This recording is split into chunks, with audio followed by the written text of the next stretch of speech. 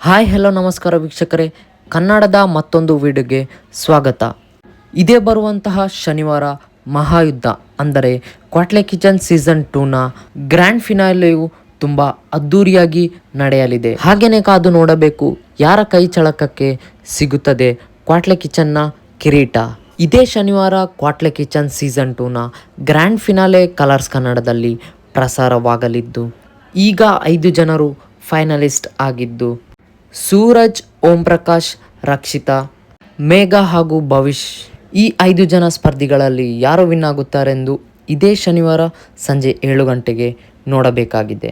ಯಾರೆಲ್ಲ ಇದರಲ್ಲ ಈ 5 ಜನ ಕಂಟೆಸ್ಟೆಂಟ್ಗಳು ಮೊದಲಿಂದಲೂ ಚೆನ್ನಾಗಿ ಒಳ್ಳೆ ರೀತಿಯಲ್ಲಿ ಅಡುಗೆಯನ್ನು ಮಾಡುತ್ತಾ ಬಂದಿದ್ದಾರೆ.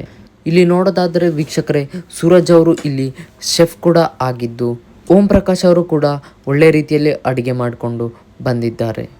ಆದರೆ ಈ ಒಂದು ಮಹಾಯುದ್ಧದಲ್ಲಿ ಯಾರು ವಿನ್ನರ್ ಆಗುತ್ತಾರೆ ಎಂದು ನಾವು ಕಾದು ನೋಡಬೇಕಾಗಿದೆ. ವೀಕ್ಷಕರೇ, ನಿಮ್ಮ ಪ್ರಕಾರ ಈ ಒಂದು ವಿನ್ನರ್ ಯಾರು ಆಗಬಹುದೆಂದು ತಪ್ಪದೇ ಕಮೆಂಟ್ ಮೂಲಕ ತಿಳಿಸಿ.